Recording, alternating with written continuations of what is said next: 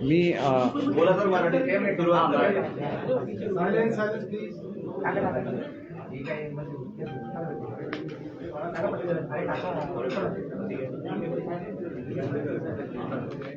मी आपल्या सर्वांना सांगितले होतं की काल एक चांगला दिवस होता.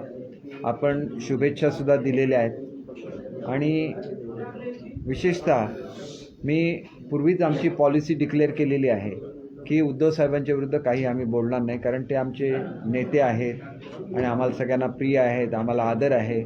परंतु जे मुद्दे त्या ठिकाणी उपस्थित केले जातील त्या मुद्द्यांचं मात्र मी अवश्य उत्तर देईन. याच्यामध्ये दोन गोष्टी आहेत की ही प्रेस कॉन्फरन्स सुरू करण्यापूर्वी एका गोष्टीचा मी खुलासा करू इच्छितो की आज मुंबईच्या महापौरांनी एक ट्विट केलेलं आहे. ते ट्विट काल असं त्यांनी केलं की केसरकरनी आपल्या नातवासाठी काय केलं ते विसरू नये. त्याच्यामुळे लोकांच्या मनामध्ये कन्फ्युजन निर्माण होण्याची शक्यता आहे. आणि कारण मी ऑफिशियल मुख्य प्रवक्ता आहे शिवसेनेचा आणि त्याच्यामुळे माझ्यासाठी काहीतरी विशेष केलं आहे की काय असं सुद्धा लोकांच्या मनामध्ये येण्याची शक्यता आहे. म्हणून मी खुलासा देतो की मी मुख्यमंत्री महोदयांना विनंती केलेली होती की एका इंटरनॅशनल स्कूलमध्ये माझ्या नातवाला ॲडमिशन मिळावी, परंतु ती ॲडमिशन काही ते करून देऊ शकले नाहीत. त्यांनी मला सांगितलं की त्याच्याऐवजी एका मुंबईतल्या स्कूलमध्ये मी तुला ॲडमिशन घेऊन देतो आणि त्यांनी ती दिली, म्हणून मी त्यांचे आभारसुद्धा मानले. माझा नातू एक वर्षभर तिथं राहील आणि परत पुढच्या वर्षी आम्ही इंटरनॅशनल स्कूलमध्ये ॲप्लिकेशन करू आणि तो रितसर आपल्या इंटरनॅशनल स्कूलमध्ये जाईल आणि त्याच्यासाठी मी पुन्हा यांना रिक्वेस्ट नाही करणार. कारण मी बघितलेलं आहे की ज्याला पर्सनल कामे आम्ही हजारो लोकांची करत असतो त्याला हे आम्ही सार्वजनिक जीवनामध्ये सांगत नाही, कारण या छोट्या छोट्या गोष्टी असतात. एखाद्या स्कूलमध्ये ॲडमिशन, एखाद्या कॉलेजमध्ये ॲडमिशन, या रोज आम्ही गोष्टी करत असतो. पण एवढ्या छोट्या गोष्टी जर तुम्ही मीडियासमोर आणणार असाल आणि आरोप करणार असाल तर मला एक या ठिकाणी जाहीर आवाहन करायचं आहे की मग जरा एक मिनिट जरा आवाज करू नका म्हणून सांगा प्लीज, यांचं हे चालू आहे. तर मला जाहीर आवाहन करायचं आहे की जसं तुम्ही माझ्या ॲडमिशनसाठी, भले तुम्ही मला इंटरनॅशनल स्कूलमध्ये ॲडमिशन मिळवून देऊ शकला नाही, लोकल स्कूलमध्ये मिळवून दिला, ते तुम्ही केलं, मी त्याच्याबद्दल तुमचा आभारी आहे. पण मी सुद्धा तुमच्यासाठी काहीतरी केलेलं आहे आणि ती गोष्ट ह्याच्यापेक्षा 100 पटीने जास्त महत्त्वाची गोष्ट आहे. मी आतापर्यंत तुमच्या आदरापोटी ही गोष्ट महाराष्ट्राच्या जनतेच्या समोर आणलेली नाही आहे, पण येत्या 2 दिवसामध्ये मी महाराष्ट्राच्या जनतेच्या समोर अवश्य आणेन. कारण आदित्य साहेबांनी डिक्लेअर केलं आहे की माझ्या मतदारसंघामध्ये जाणार, त्यांनी अवश्य जावं माझ्या मतदारसंघामध्ये. परंतु मी जे केलेलं आहे ते बघितल्यानंतर मी निश्चितपणे बोलेन आणि त्याच्यानंतर महाराष्ट्राच्या जनतेला कळेल की जे सांगितलं जातं की आदित्यांवर आरोप झाले, मातोश्रीवर आरोप झाले, पण कोणी काय केलं नाही, हे जे बोललं जातं त्याचं उत्तर तुम्हाला मिळेल. सेना आणि भाजपमधल्या संबंधांच्या बद्दलचं उत्तर तुम्हाला त्याच्यामध्ये मिळेल. कारण आम्ही अनेक गोष्टी आदरापोटी बोलत नसतो, परंतु तुम्ही जर असं बोलणार असाल तर आम्हालासुद्धा ते बोलता येतं. आणि म्हणून कोणीतरी मोठी व्यक्ती आहे, मोठ्या व्यक्तीशी संबंधित आहे आणि कोण सामान्य, आमच्यासारखे लोक सामान्य असतात, पण लोकशाहीमध्ये आम्हाला तेवढाच अधिकार दिलेला आहे आणि तो अधिकार आम्हाला जनतेने दिलेला आहे, आमच्या कॉन्स्टिट्यूशनने दिलेला आहे आणि त्याच्यामुळे आम्हीसुद्धा बोलू शकतो.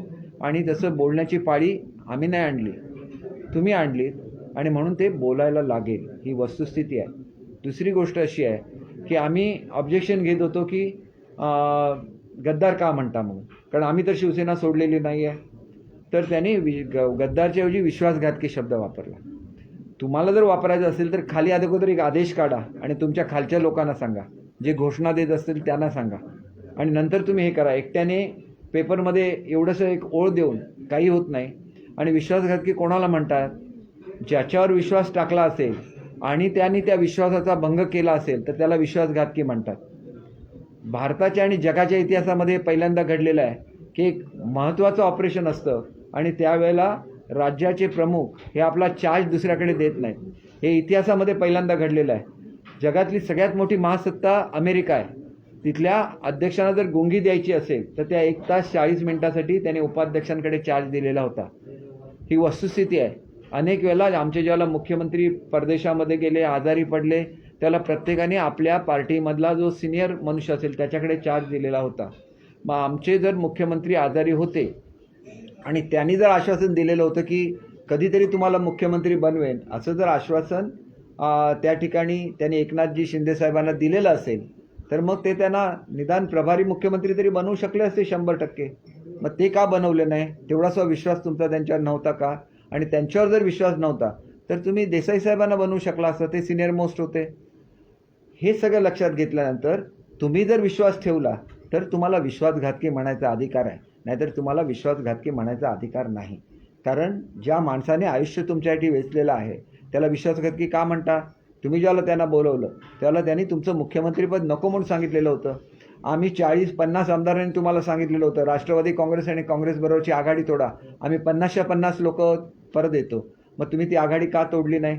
एकतर्फी अशी हे देऊ नका की आमच्याबद्दल गैरसमज होईल. आम्ही ह्याच्यावरून सांगितलं, आम्ही ज्यावेळेला आसाममध्ये होतो गुवाहाटीला त्यावेळेला सांगितलं आम्ही परत येतो. आमची युती होण्याची होती त्याच्या वेळेला मी स्वतः स्टेटमेंट दिलेलं आहे प्रवक्ता म्हणून की आम्ही एकदा कुठेही कमिटमेंट केली आणि आमची कुठे युती झाली, आघाडी झाली तर त्याच्यानंतर 2 पक्षांचा प्रश्न त्याच्यामध्ये येईल. तोपर्यंत तुम्ही आम्हाला सांगा, आम्ही आजही परत यायला तयार आहोत. आणि म्हणून तुम्ही एकतर आम्हाला कधी आघाडी तोडली नाही, आज सुद्धा तुम्ही सांगता की काँग्रेस आणि राष्ट्रवादी चांगली आहे. तर काय BJPच्या संदर्भात सुद्धा मी बोलेन. मी ज्यावेळेला तुम्हाला सांगेन मी काय केलं त्यावेळेला BJPच्या नेत्यांच्या संदर्भात सुद्धा बोलेन. कारण हा प्रश्न हा केवळ आमच्यापुरता मर्यादित नाही आहे. या एकंदर मुलाखतीमध्ये BJPवर सुद्धा अनेक आरोप करण्यात आलेले आहेत आणि BJP बरोबर आमची युती आहे आणि त्याच्यामुळे त्या संदर्भात सुद्धा जी वस्तुस्थिती आहे महाराष्ट्राच्या समोर आलीच पाहिजे. कारण शिवसेनेच्या संदर्भात आत्मीयता होती म्हणून मी इथं आलो. मला काही गरज नव्हती. मला पंतप्रधान महोदयांनी बोलवलेलं होतं, मला चांगला कॅबिनेट मंत्री केलं असतं. माझ्याकडे काम करण्याची जी कॅपॅसिटी आहे ती 2014 सालातच लोकांना दिसली असती. आणि मी ज्यावेळेला मला राज्यमंत्री केलं उद्धव साहेबांनी त्यावेळेला स्वतः बोलवून सांगितलेलं आहे की मी तुम्हाला कॅबिनेट करायला पाहिजे होतं, परंतु बाळासाहेबांबरोबर काम केलेले हे सिनियर मंत्री आहेत. त्यांनी मला देसाई साहेबांचं नाव सांगितलं, रावते साहेबांचं नाव सांगितलं, कदम साहेबांचं नाव सांगितलं. आज त्यांना कॅबिनेट करणं माझं कर्तव्य आहे. तरी पण माझी जी चांगली खाती मला मिळाली ती मी तुम्हाला दिलेली आहे. असं ज्या माणसाबद्दल तुम्ही बोलता त्याच्याचबद्दल आणि त्यांच्या सहकाऱ्यांच्याबद्दल तुम्ही असं सुद्धा बोलता की मातोश्रीवर आरोप झाले आणि यांनी काही केलंच नाही. असं बिलकुल नाही, हे असत्य आहे. प्रत्येक जणाने आपल्या परीने काहीतरी केलेलं आहे आणि त्याच्यामुळे एखाद्याला वाईट ठरवायचं असेल तर काहीही बोललं जाऊ शकतं आणि म्हणून हे बोलणं चुकीचं आहे. एवढंच मला सांगायचं आहे. मी जे सांगायचं 2 दिवसानंतर पुन्हा मी प्रेस कॉन्फरन्स घेईन, पुन्हा मी सांगेन. परंतु एकनाथ शिंदे साहेबांना विश्वासघातकी म्हणणं हे आम्हाला अजिबात मान्य नाही. ते आमचे गटनेते आहेत. आम्ही त्यांच्याबद्दल अनादर असेल, तुमचा तो कदाचित अधिकारसुद्धा असेल, परंतु तुम्ही ज्यावेळेला बोलता त्यावेळेला असंख्य खालची लोक बोलत असतात. तुम्ही जर गद्दार म्हणण्याचं ठरवलेलं असेल तर मुंबईमध्ये जेवढी पोस्टर लावले आणि ज्याच्यामध्ये गद्दार लिहिलेलं आहे सगळी पोस्टर्स काढून टाका. आम्ही एकाचं पोस्टर फाडलेलं दाखवा. आज टीव्हीवर काय दाखवलं जातं? आमच्या बरोबरच्या आमदारांची पोस्टर्स फाडली जातात आणि फाडणारे कोण असतात? ज्यांना 50 मतं मिळणार नाहीत कधी आयुष्यामध्ये, 100 मतं मिळणार नाहीत असा मनुष्य जातो आणि तो पोस्टर फाडतो. त्याला त्यांनी अधिकार कोणी दिलेला आहे? तुम्ही उभं राहा ना, तुम्ही नगरसेवक पदाला उभं राहा. तुम्हाला लोक किती मतं देतात हे तुम्हाला त्यावेळेला कळेल. उगाच कोणाला तरी गद्दार म्हणायचं, कोणाची तरी पोस्टर फाडायची, त्यांच्याविरुद्ध पोस्टर लावायची. कोणी दिला अधिकार लोकशाहीमध्ये? अधिकार लोकांना असतो लोकशाहीमध्ये, कुठल्या राजकीय पक्षाला नसतो निवडून देण्याचं. तुमच्या पक्षाची इलेक्शन असेल त्याला तुम्ही हे बोला, परंतु जो इलेक्टेड रिप्रेझेंटेटिव्ह आहेत त्याला स्वतःचे अधिकार आहेत. कॉन्स्टिट्यूशनमध्ये जे प्रिव्हिलेजेस दिलेले आहेत फक्त दोघांनाच दिले. का दिले कॉन्स्टिट्यूशनने? एक आमदारांना दिला आणि दुसरा खासदारांना प्रिव्हिलेज दिला. कारण त्यांना जनतेची कामं करायची असतात. जनतेच्या कामाला जात असताना त्यांना कोण अडवू सुद्धा शकत नाही. मी प्रिव्हिलेज कमिटीचा मेंबर पूर्वी राहिलेलो आहे, आता त्या कमिटीचा अध्यक्षसुद्धा आहे. त्यामुळे प्रिव्हिलेजेस काय आहेत आमदार आणि खासदारांचे आम्हाला माहिती आहे. आणि म्हणून मी तुम्हाला अत्यंत नम्रपणे सांगतो की अशा गोष्टी करू नका की ते लोकांनी निवडून दिलेले लोकप्रतिनिधी आहेत आणि त्यांच्यावर अधिकार लोकांचा आहे. तुमचा अधिकार तुम्ही ज्यावेळेला निवडून देत होता त्याला काम करण्याचा तुम्हाला निश्चित अधिकार आहे. अमुक आमची काम करून द्या म्हणून सांगायचा तुम्हाला निश्चित अधिकार आहे. परंतु हा अधिकार तुम्हाला कोणी दिला? हा अधिकार लोकशाहीमध्ये कोणालाही नाही. आणि लोकशाहीचं रक्षण आपण जर म्हणणार असो आणि लोकशाहीची तत्त्व जर आपण म्हणणार असू तर मग आम्हाला ज्यावेळेला तुम्ही सांगता की तुम्ही राजीनामे देऊन पुन्हा निवडून या, मग 2019मध्ये तुम्ही राजीनामा देऊन निवडून येऊन पुन्हा सरकार का नाही स्थापन केलं, याचं उत्तरसुद्धा तुम्हाला जनतेला द्यायला लागेल. आम्ही गप्प राहतो याचा अर्थ आम्ही कमजोर आहे असं बिलकुल नाही. आम्ही तुमच्याबद्दल आदर आहे म्हणून आम्ही गप्प राहतो. उत्तर देणं प्रत्येकाला येतं, परंतु आदर ज्याला दुसरा मनुष्य आपल्याला आदर देत असतो त्याला तो आदर स्वीकारला सुद्धा पाहिजे. आणि तो जो हंबलनेस असतो तो लोकांना आवडतो. आणि म्हणून मला एवढंच सांगायचं आहे की मी शांतपणे या ठिकाणी बोलतो. त्याच्याचबरोबर ज्याला अशी वक्तव्य केली जातात त्याला मी एकटा नसतो, माझ्याबरोबर 50 आमदार असतात. त्यांच्या भावना काय होत असतील याचा विचार करा. ज्याला तुम्ही विश्वासघातकी म्हणता आमच्या शिंदे साहेबांना, त्याला त्यांच्या मनाचा विचार करा की ज्यांनी आयुष्य वेचलं तुमच्यासाठी. कुठली अडचण आली महाराष्ट्रामध्ये तुम्ही त्यांनाच पाठवत होता ना. शिवसेनेची इमेज कोणी तयार केली? 90% समाजकारण आणि 10% राजकारणाची इमेज कोणी तयार केली महाराष्ट्रामध्ये? शिंदे साहेबांनी तयार केलेली आहे.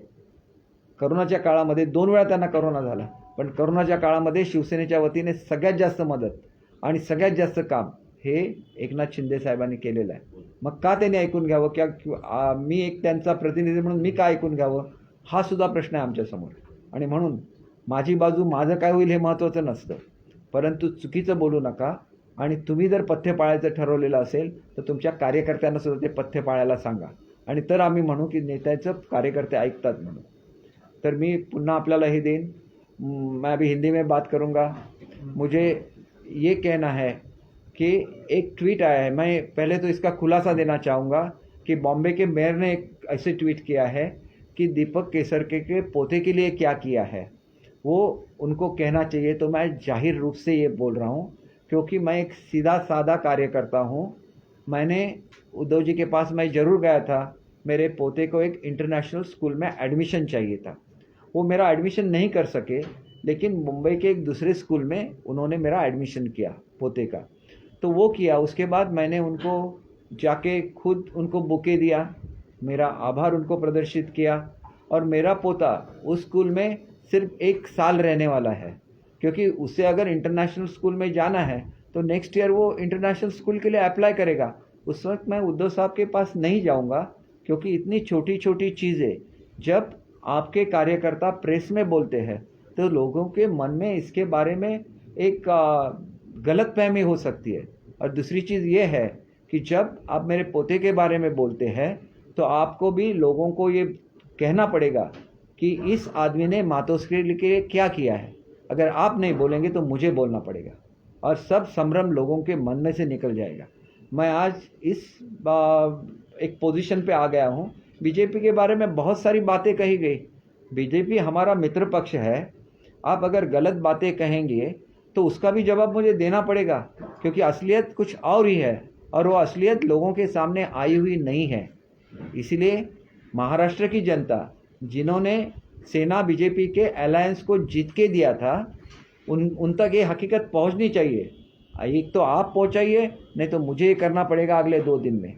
आदित्य जी जा रहे हैं मेरे कॉन्स्टिट्यूंसी में, आप बिल्कुल जाइए मेरे कॉन्स्टिट्यूंसी के में. मैं एक बार भी नहीं गया, मैंने किसी को रोका भी नहीं है कि आप शिवसेना के साथ काम मत करो. मेरे साथ मेरी जनता है. मैं आज तक जीत के आ रहा हूँ, तो मेरी जनता का आशीर्वाद है. आप जाके क्या करेंगे मेरे कॉन्स्टिट्यूंसी में? आपने कभी कुछ किया है क्या वो लोगों के लिए? मैंने जो एक एग्जाम्पल दिया था, भारत की जो पहली सबमरीन है बैटरी ऑपरेटेड, वो मैंने सैंक्शन की थी जब मैं मिनिस्टर था. उसमें से 1 रुपया खर्चा नहीं किया गया, वो आपका डिपार्टमेंट था. तो मैंने आपको आज तक क्रिटिसाइज़ क्यों नहीं किया? क्योंकि हम आपका आदर करते हैं. तो आप भी वही कीजिए. और मैं जब बोलूँगा तो ये जो आज सामना में आया हुआ है कि मातोश्री पे आरोप हो गए लेकिन किसने कुछ नहीं किया, तो हमारे जो एमएलएज है, हर कोई ऊपर तक नहीं जा सकता, लेकिन कई एमएलएज ने इसके लिए आंदोलन किया था.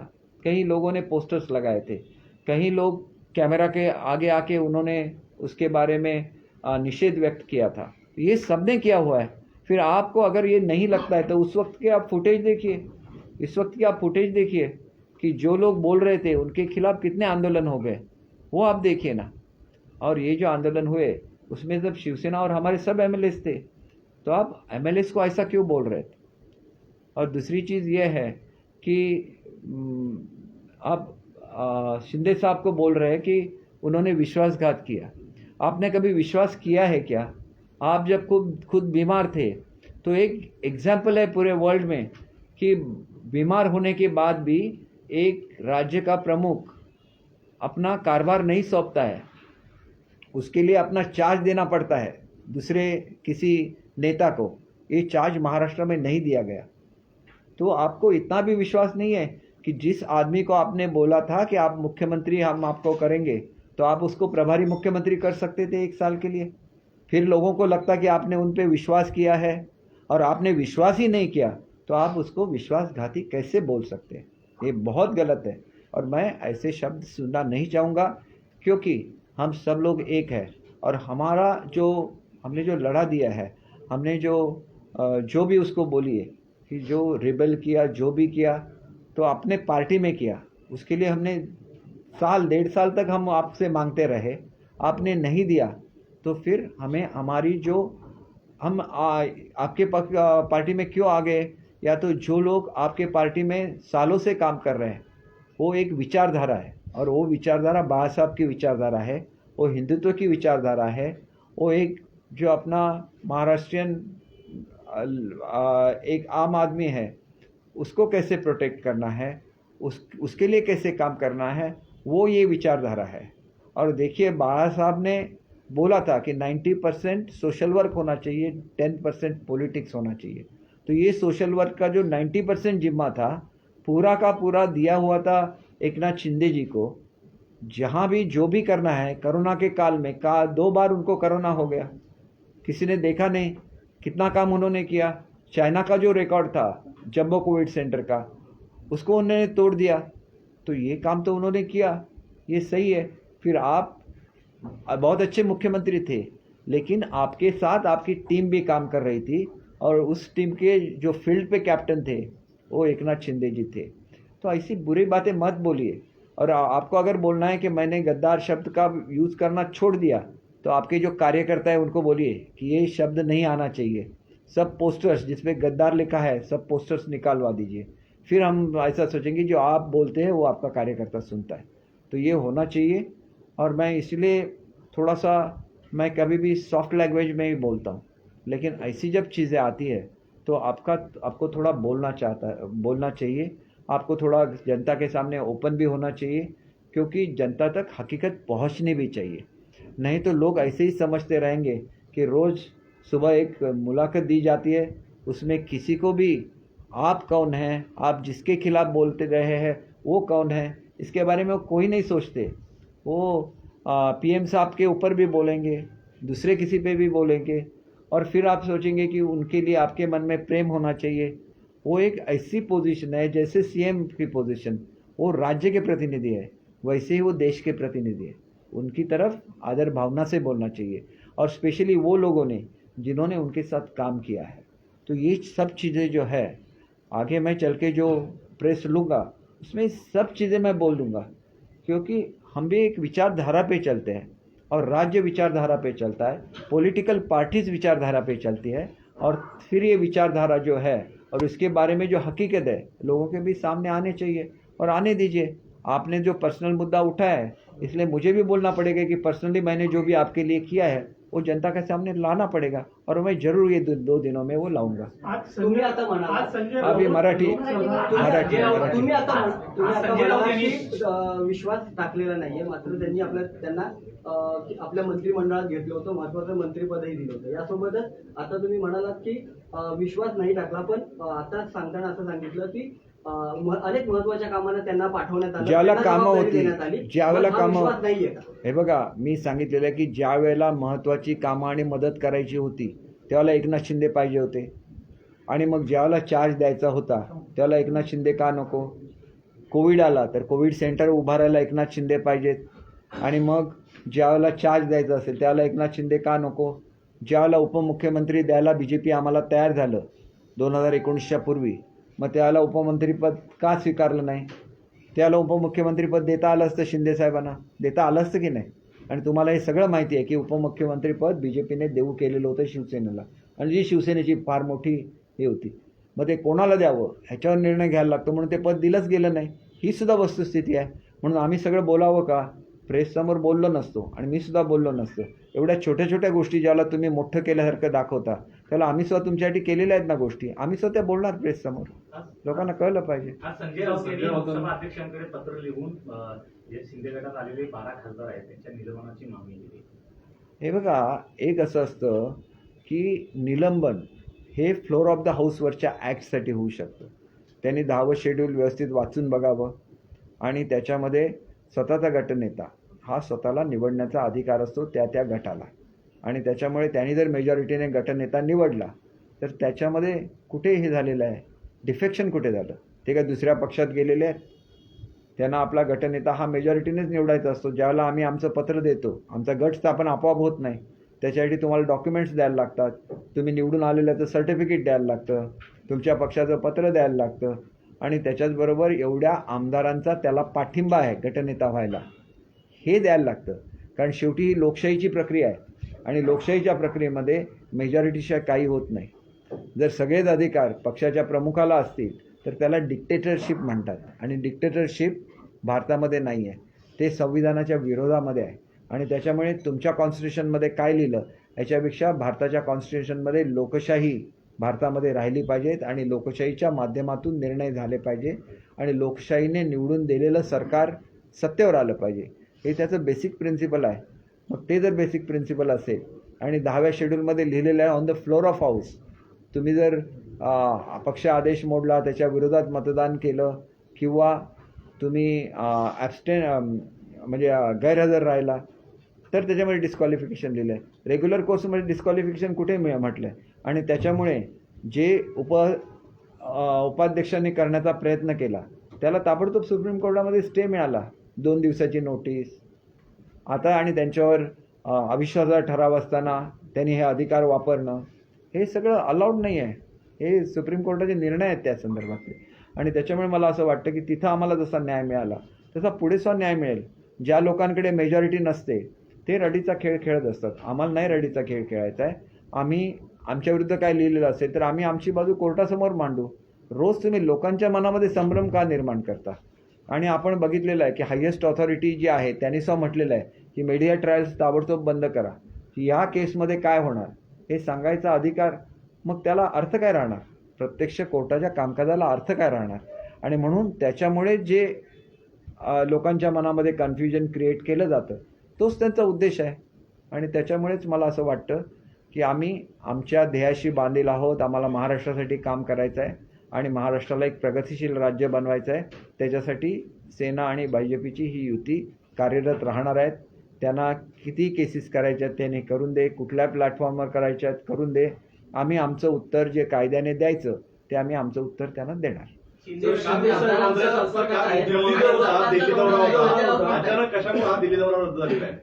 काल मी तुम्हाला सांगितलं की त्यांना पोचायचं होतं एअरपोर्टला, जवळजवळ 7चं फ्लाईट होतं, तर त्यांना निदान 6:30ला तरी निघालं पाहिजे.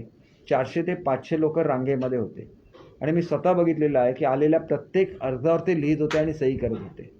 शेवटी असं आहे की राज्याची जनता ही महत्त्वाची आहे आणि अनेक वर्ष मुख्यमंत्र्यांना भेटण्यापासून ती वंचित राहिलेली असेल तर त्याला कधीतरी न्याय दिलाच पाहिजे. दिल्लीची ट्रिप उद्यासुद्धा होऊ शकते, परंतु ती जर त्यांची 7ची फ्लाईट होती आणि ती जर त्यांची लोकांना भेटण्यामध्ये मिस झालेली असेल तर त्याच्याबद्दल फार मोठ्या चर्चा करण्याची काय आवश्यकता आहे असं मला स्वतःला वाटत. शिंदे गटाचे आमदार जे आहेत ते आमच्या संपर्कात आहे आणि लवकरच सत्तांतर होईल संजय राऊत म्हणतात. हे नेहमी त्यांना दिवसाची स्वप्न बघायची सवय झालेली आहे. आम्ही ज्यावेळेला 15 आमदार आमच्या संपर्कात आहेत, 20 आमदार आमच्या संपर्कामध्ये आहेत. मुंबईला आले की सगळे आम्हाला जोडले घेणार आहेत. 40चे 41 झाले. म्हणजे हे घडतं. त्यांना जर असं वाटत असेल की संपर्कात आहेत तर कदाचित त्यांना असं म्हणायचं असं की आमचे काही आमदार शिंदेंच्या संपर्कात आहेत आणि लवकरच ती जी संख्या 14ची आहे ती सुद्धा लवकरच कमी होण्याची शक्यता त्यांना दिसत असेल, म्हणून ते असं बोलत असतील. शिवसेनेतील अनेक ज्येष्ठ लोक आज शिवसेनेपासून लांब गेलेले होते, तरी एकनाथ शिंदे ह्या सर्वांना एकत्र आणण्याचा प्रयत्न करत आहेत. आपल्याला काय वाटतं? एक आहे की शिवसैनिकाची अपेक्षा एवढीच असते की आपल्या पाठीवर मायेचा हात फिरावा, याच्यापैकी कुठलंही असं नसतं. आणि ज्येष्ठ जो शिवसैनिक असतो त्याला असं वाटत असतं की मी शिवसेनेसाठी जे काय केलं त्याची कुठेतरी नोंद म्हणून आम्हाला एखादी बसायला मानाची खुर्ची मिळावी तिथं गेल्यानंतर समारंभामध्ये, आणि ते सुद्धा नाही मिळालं तर शिवसैनिक नाराज असतो आणि मग नाराजीचा फायदा घेण्याचा एकनाथ शिंदे साहेब अजिबात प्रयत्न करत नाहीत. जसं ते आमच्या नेत्यांना भेटायला गेले तसं ते JRD टाटा आपल्या रतन टाटांना सुद्धा भेटायला गेले. ही वस्तुस्थिती आहे ना. म्हणजे मोठ्यांचा मान ठेवणं ह्याच्यामध्ये कमीपणा काहीच नाही आहे. मोठ्यांचा मान ठेवलाच पाहिजे. रतन टाटा हे महाराष्ट्राचं एक अभिमान प्रतीक आहे. मग त्यांना सुद्धा शाल घालायला, त्यांना पुष्पगुच्छ द्यायला आमचे मुख्यमंत्री गेले ना. आणि मग आपला एखादा ज्येष्ठ खासदार आजारी आहे मग त्याच्या चौकशीला गेलं तर त्याच्यामध्ये काय चूक आहे? कुठेतरी आता याच्या आधी शिवसेनेच्या नेत्यांना जे आहे ते भेटताना पाहायला मिळालं नाही. आता झालेला असतो. एखाद्या मुख्यमंत्र्यांनी आपल्या चौकशीसाठी येणं ही एवढी सुखद बाब असते जनतेसाठी आणि ते सुख जर एखाद्या ज्येष्ठ शिवसैनिकाला मिळालं तर ते सुख त्याला मिळून देणं. त्याने आयुष्यभर कष्ट केलेले आहेत शिवसेनेसाठी आणि शिवसेनेचा मुख्यमंत्री असला तर तो आपल्याला भेटायला येतो. ही एक सुखद बाब असते. सुप्रीम कोर्टाने 367 ठिकाणी जे नियोजित निवडणूक आहे त्या ओबीसी आरक्षणाशिवाय घ्यावं अशा पद्धतीने न्यायालयाने निवडणूक आयोगाला फटकारलेल्या आहेत. नाही बघा, आता ह्या टेक्निकल बाबी आहेत ना ह्या मी ऑफहँड सांगू शकत नाही कारण ह्याच्यामध्ये न्यायालयाचा प्रश्न इन्व्हॉल्ड असतो. त्यानंतर शासनाचं जे धोरण असतं हे काय पॉलिटिशियन्स ठरवतात असं नाही. त्याच्यासाठी शासनाची स्वतंत्र यंत्रणा असते. त्याच्यामध्ये लॉ अँड ज्युडिशरी डिपार्टमेंट असतं. कन्सर्न जे नगरविकास किंवा जे ग्रामविकास खातं आहे त्यांचे सचिव असतात. हे सगळे आपला रिपोर्ट मुख्यमंत्र्यांना किंवा प्रशासनाला देतात आणि त्याच्यानंतर त्या बाबतीत काय करायचं याचा निर्णय होतो आणि कोर्टाचा निर्णय शेवटी मान्य करावाच लागतो. लागू होत नाही तोपर्यंत निवडणुका घेऊ नयेत अशी राज्य सरकारकडे मागणी करतायत. तुम्ही काय तुमची भूमिका? भाजपची तीच भूमिका आहे. भाजपची पण तीच भूमिका आहे. भाजपची तीच भूमिका, आमची सुद्धा तीच भूमिका आहे ना. नाही मग निवडणुका घेऊ नयेत असं तुम्ही आपण हे बघा असं असतं की आपण बघितलेलं आहे की ओबीसी आरक्षणाला मान्यता सुद्धा दिली. त्याचे आता लॉट्स सुद्धा झालेले आहेत आणि अशा परिस्थितीमध्ये जर काही नवीन निर्णय झालेला असेल या संदर्भात तर तो निर्णय तपासून बघायला लागेल. त्याचे इम्प्लिकेशन्स काय होतात, त्याची अंमलबजावणी करता येते का, हे सगळं तपासून बघायला लागेल. आणि जर काही डिफिकल्टीज असतील तर त्या कोर्टाला न्यायालयाच्या समोर आणायला लागतील. शेवटी न्यायालय हे अंतिम असतं. घटनेचं इंटरप्रिटेशन न्यायालयाने करायचं असतं, निर्णय द्यायचे असतात आणि शासनाने त्याची अंमलबजावणी करायची असते. ओबीसी निवडणुका या घेऊ नयेत. नाही, हे जाहीर करणं हे मुख्यमंत्री आणि उपमुख्यांचं, मुख्यमंत्री महोदयांचा प्रिओगेटिव्ह आहे. तो मला अधिकार कोणी दिलेला नाही, तो त्यांचा अधिकार आहे. तो ते अधिकार वापरतील आणि योग्य तो निर्णय आपल्यासमोर ते देतील. मुख्यमंत्री आज तमाम सारे शिवसेना के वरिष्ठ नेताओं से मिल रहे हैं जो फाउंडर मेंबर्स रहे हैं. उसके पीछे क्या वजह है? क्योंकि जिस तरीके के संविधान में शिवसेना के प्रावधान है कि फाउंडर मेंबर का आपके साथ होना जरूरी है. अगर पार्टी को साथ में लेना है तो क्या उस हिसाब से मिल रहे हैं या फिर 2.5 सालों में पूर्व मुख्यमंत्री ने उनकी सुध नहीं ली इसलिए मुख्यमंत्री मिल रहे हैं? नहीं, देखिए, मिलना कोई बुरी बात तो नहीं है. उनको भी अच्छा लगेगा कि महाराष्ट्र के मुख्यमंत्री उनको मिल रहे हैं तो उनके लिए सम्मान की बात है. तो सम्मान उनको भी अच्छा लगेगा ना. ये जो शिवसेना के नेता है कितने सालों से वो बाला साहब के लिए, शिवसेना के लिए काम कर रहे हैं तो उनका भी सम्मान होना चाहिए और वो सम्मान हो रहा है. एक अच्छी बात है. क्या पहले सम्मान नहीं हो रहा था? ने मुलाकात की लोकसभा के स्पीकर के साथ कहा है कि 12 सांसद जो है उन्हें डिस्क्वालीफाई किया जाए. हट दीजिए. देखिए, जो 10th शेड्यूल है उस पर जो डिस्क्वालिफिकेशन है वो जो आप फ्लोर ऑफ द हाउस पे जो एक्ट करते हैं उसके बारे में वो डिस्क्वालिफिकेशन है. तो वो चाहे जितने भी एप्लीकेशन दे उसमें जो भी हमारा रिप्लाई देना होगा हम लोग फाइल करेंगे.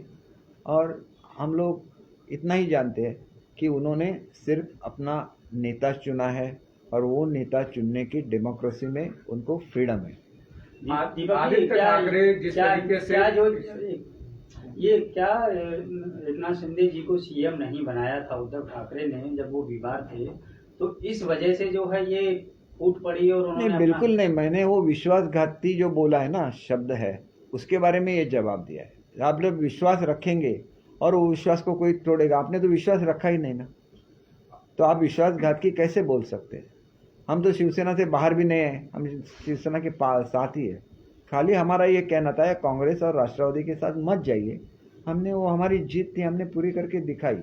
आदित्य ठाकरे जिस तरीके से आप लोगों के विधानसभाओं में दौरा करेंगे और अगले कुछ दिनों तक कोंकण पश्चिम महाराष्ट्र के दौरे पर रहेंगे, तो क्या आप लोगों को लगता है कि आदित्य आप लोगों के खिलाफ बात करेंगे और उससे जनता प्रभावित होगी? उनको जरूर बात करने दीजिए। जिन्होंने कोंकण के लिए, मैंने एक एग्जाम्पल दिया था कि मैंने एक सबमरीन सैंक्शन की थी जब मैं फाइनेंस डिपार्टमेंट का मंत्री था। 65 करोड़ रुपया जो भारत की पहली बैटरी ऑपरेटेड सबमरीन होने वाली थी, तो उसमें से 1 रुपया भी वो खर्चा नहीं कर सके। वो उस खाता के मंत्री थे, फिर भी नहीं कर सके। तो हमारी जनता ऐसी है कि कोई सवाल उनको नहीं पूछेगा, लेकिन उनके मन में तो ये रहेगा ना। और उनको चाहे कहीं से भी पकड़ के लोगों को खड़ा कर दे और वो भीड़ दिखा दे, तो ऐसे होता है लोकशाही में, वो दिखाया जाता है। फिर उनके जो उनका दौरा रहता है उसको भी दिखाया जाता है लोगों को। तो एक टैक्टिक रहती है पॉलिटिक्स की, अपने लिए समर्थन जुटाने की। तो वो कर सकते हैं, उनको वो फ्रीडम है, हम उसके बारे में क्यों बोले। मैं तो खुद अपने कॉन्स्टिट्यूंसी में गया भी नहीं, मैंने किसी को भी ऐसे नहीं बोला कि आप उनका जो पक्ष है उसमें से निकल जाओ, मुझे सपोर्ट करो, कुछ भी नहीं किया। क्योंकि आप जब जीत के आते हैं तो आम जनता आपको वोट देती है, और आम जनता हमारी ऐसी है कि उनको अपना लोक प्रतिनिधि अच्छा चाहिए। देखिए, बैरिस्टर नाथ पै थे, संसद में वो भाषण करते थे और उसका इतना अभिमान था। मधु दंडवते जी बहुत अच्छा स्पीच देते थे संसद में, और उनका वहाँ पे ये था, तो वो यहाँ नहीं आए तो भी 5-5 लाख वोटों से उनको जिताया दिया जाता है। और इसको कोंकण बोलते हैं।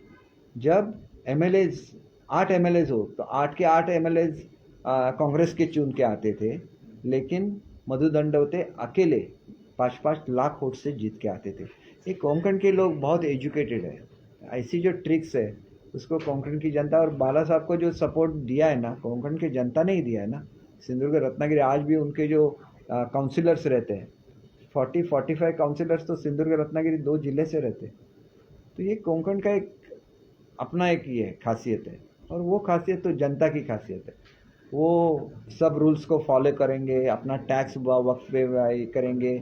हमारा जो पासिंग आउट परसेंटेज है हाईएस्ट इन महाराष्ट्र, वो तो हमें देन दी है भगवान ने। एक सवाल और है। Shiv Sena Party constitution, as per the constitution, all the rights of the leaders have all the rights to become the head of the party. Okay, and the way Eknath Shinde is leading all the leaders and everyone, so who is currently leader of Shiv Sena? देखिए, शिवसेना में leaders के अलग अलग post है, तो हर post पे कौन है तो उसको leader ही बोला जाएगा। एक लीडर है दूसरा लीडर नहीं है, ऐसे बिल्कुल नहीं है। और देखिए,